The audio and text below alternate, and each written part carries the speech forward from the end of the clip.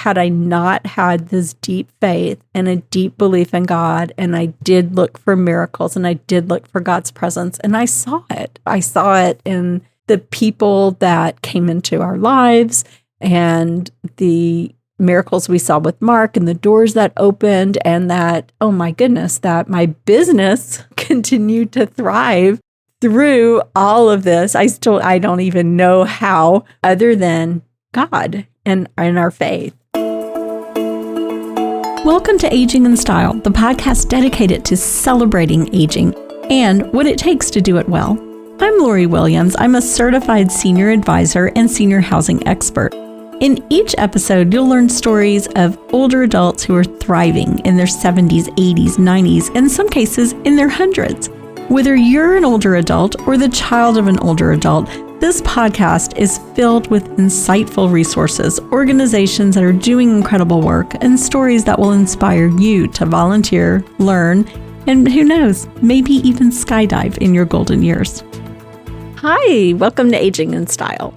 I'm excited to have you with us today because on this podcast, we are talking about faith and the role of faith when we have a loved one that we're caring for who is experiencing a health crisis. Maybe they have dementia, maybe they've been in an accident, maybe they have had a stroke or a heart attack or cancer or some debilitating disease, whatever it may be. When we are faced with someone that we love, a spouse, a child, a parent, a grandparent, make us, I think, really maybe question or have all the feels in our faith, whether that is in some cases people losing faith and others it's gaining faith. And I can say from my own personal experience, going through the almost 2 years that we've gone through since Mark had his 4 strokes, I never lost faith. And my faith has grown as a result of this experience. Now, that's not to say that I did not have profound moments of anger, and I spoke harshly to God and asked him why this would happen. So we're going to talk a little bit about that and what it feels like. So we're going to talk first about losing faith. And I think a question that everyone has when something happens to someone that they love is, why is this happening? Especially when it's a catastrophic illness that is just turns your family upside down. So, it's not unusual for caregivers or family members to question their faith and ask, why? Why is this person I love so much? Why are they having to suffer like this? It's awful to watch someone you love be in pain and suffer. And you wonder, why? You can also have just these moments of just a profound just anger towards God. And I think it's a natural response because you are grieving, you feel helpless. And I do think it's a normal reaction, a human reaction to feel anger about the situation, to feel anger at God, that why you're questioning, why is this happening to my family? What did we do? And even feel bitter about it. Why is this happening? You feel like just a loss of control. There's nothing you can do when someone you love is deeply ill. And you can just really struggle with sort of the feelings of grief and accepting what is happening. Say your mom has been diagnosed with dementia, a progressive illness. And people tell me this all the time. My mother was just a lovely, wonderful woman of faith, and she would do anything for anyone. And why is she struggling with this? Why does she have dementia? I don't know. We don't know the answers. We don't. And so, all we can do, in my opinion, is to turn to our faith for strength. And I speak from my own personal experience, and I understand not everyone is a person of faith, and that's okay. Me personally, I don't know how I would have gotten through this without having the relationship I have with God and turning to faith for strength. And I've told people this before, that there were times where the weight of the world I felt on my shoulders. And people always say that God won't give you more than you can handle. He did for me. Felt that there were times where I was just like on my shoulders. I could feel I was like sinking down. And I would pray to God, this is too much for me. You need to take some of this off of me, because I was not only dealing with Mark's being so sick, but trying to figure out insurance and navigate through the doctors and the hospitals and the threatening, you got to pay this bill now or we're reporting you with 4 days into it. Just crazy crap that I was having to deal with. I literally did feel it lift when I would pray to God. And I'm just telling y'all my experience. I did get comfort from God, from praying. And for me, praying is just talking to him. It's not just some kind of formal, I don't say so. Everyone's different in how they pray. The way I pray, I talk to him like a friend. I just talk and I ask. And my friend Melissa says, you know what? I think God probably is amused by you because I've told her some of the things I said. And there were times I probably used some bad language too. But you know what? I do believe God forgives me for that situation. But I feel like had I not had this deep faith and a deep belief in God, and I did look for miracles and I did look for God's presence, and I saw it. I saw it in the people that came into our lives and the miracles we saw with Mark and the doors that opened, and that, oh my goodness, that my business continued to thrive through all of this. I don't even know how, other than God and our faith. I do want to share that. So that's my personal experience. But going back to growing in our faith, when we have such obstacles and such heavy things on our hearts, it's like finding a purpose in the struggle too. That was important to me, having my faith to get me through it, but then also finding a purpose. And my purpose through all of this with Mark is to educate others on strokes. And that has been my takeaway from this. And I have shared the journey all through the entire journey on the podcast and in the book. And then now through a series I do called Stroke Smart, where I have been educating people all over about how to prevent having a stroke and how to navigate the system, how to be an advocate and how to be a caregiver and take care of yourself as the caregiver. So I feel like I have grown so much as a person through this and have found another purpose I never saw coming, that this would be my purpose to educate other people. Certainly did not think that when I was sitting in the ICU with Mark. The other thing I think it's important is to find joy in small moments when you are caring for someone, whether it's dementia. And I've had so many families share with me just funny things that their mom or dad said that was so out of character. You find those little moments of joy, and it's okay to laugh about them, or it's okay. And I think it's very important. I had shared with my daughter that caregiving for me, I couldn't, prior to this happening to Mark, I was like, that's the one thing on earth I would never want to be as a caregiver.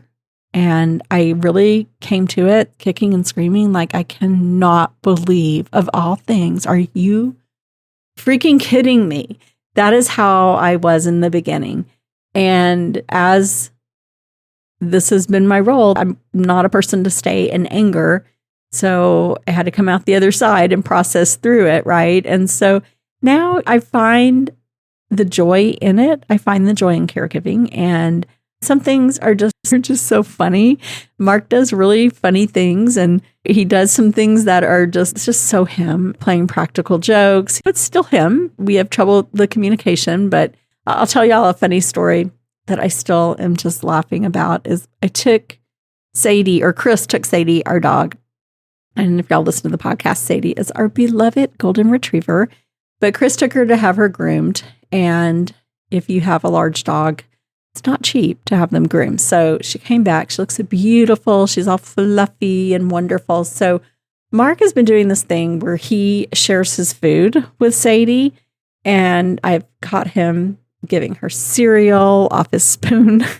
And it's okay. Let me just say, this is when he's done eating. So he's not giving her food and then he's eating food. So he's like giving her the last bite. So it makes it a little better. Although we've had some conversations like, please don't feed the dog off the utensils. all of a sudden, Mark is eating, and we had something like a chicken pot pie sort of dish, and Sadie's always right by his side, especially when there's food involved. And I'm just doing something, I think it was on my laptop, and I hear Mark saying, "Oh." I'm like, "Oh my gosh, what happened?" And I go in there, and there is Sadie with the chicken pot pie splatted all over the top of her head. And she's looking around because she can smell this food on her head, but she can't get to it. And Mark's got his fork, and he's looking at me all guilty. He was trying to feed her off the fork, and I don't know what happened, but he dumped it on top of her head. So here is Sadie with food all over her head. So I'm like, "Are you kidding me? We just got her groomed." But there was nothing to do but laugh because his face was so funny, and and Sadie trying to figure out, how can I eat this food that's on top of my head? And so I got it off her head, and I'm like washing her head and everything. And the next day, there's like a spot where it's stiff on her head and it's sticking up in a point. And it's funny. You just have to find the humor in the situation. So I think that makes life a lot easier. And also getting back to faith, I feel, especially someone who had dementia, like my grandmother was a woman of faith, very strong faith. And what was important to her was to continue going to Mass as long as she could. She was Catholic, to continue to have someone come and do prayers with her. So anything like that, if that's important to you or your loved one, please continue that. Even if they have dementia, they will remember those things and those emotions and those feelings. And if their faith was important to them, their faith is still important to them, even though they may have dementia. You have to navigate your way through these feelings of losing faith and growing faith. And I hate to even really say losing. For me, it wasn't losing faith, but it was just like deep periods of sadness or anger and a little bitterness. And it's okay to struggle with that.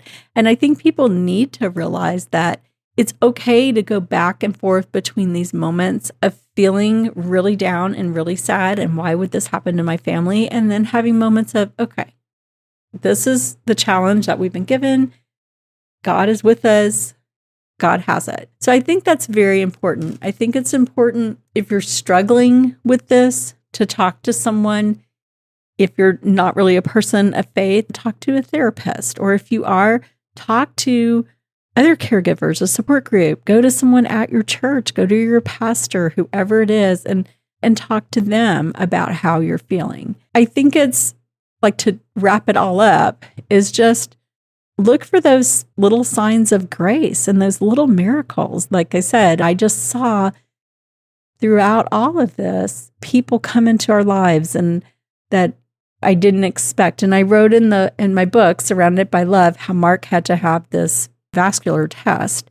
And I was so nervous, and he was still in the rehab at that time, and they were bringing him to the heart hospital, and I was meeting him there, and I'm all by myself. And I kept thinking, what if it triggers, something, another stroke or heart attack? And I was just, and the likelihood of that happening was very small, but I was just such in a state, and it was pouring rain, just bad, like flooding, awful torrential downpour.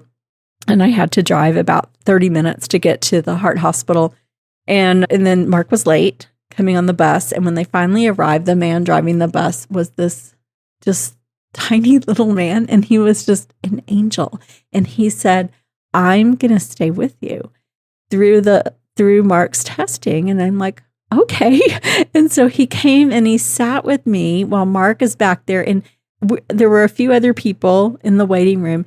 And he just had the most joyous, beautiful spirit. I don't even know how to explain it other than I believe that he was an angel in human form. And you can think I'm crazy if you want, but I'm just telling you, he was an angel. And we were all just mesmerized by him and his just smiling, precious face. And it just was like, it felt like seconds when they came out and they're like, okay, we're done with Mark and he's fine. And so once we got him back down, he was getting back on the van, and then they were taking him back to the rehab, and I was going back home. And this sweet driver, he said, "Would it be all right if I prayed over you?" And I'm like, yes, we accept all prayers, please.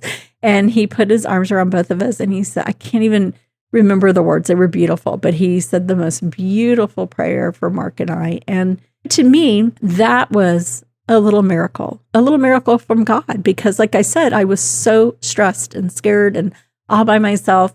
And then here God puts this beautiful man to get me through it and to sit there with me. And not just me, but everyone else who was probably a little freaked out in that waiting room. So that's what I mean. Just by looking in moments of darkness, looking for those little glimmers of hope and light and little miracles, whether it's a kind word from a stranger, something like this man, or like I went through Starbucks the other day and I got up to pay because Mark loves Starbucks. So Chris and I take turns getting him a Starbucks every day, which I tell him all the time, man, we're a great family. We take good care of him. But I'm in line to get Starbucks and I move up to get mine and the person ahead of me had paid for it.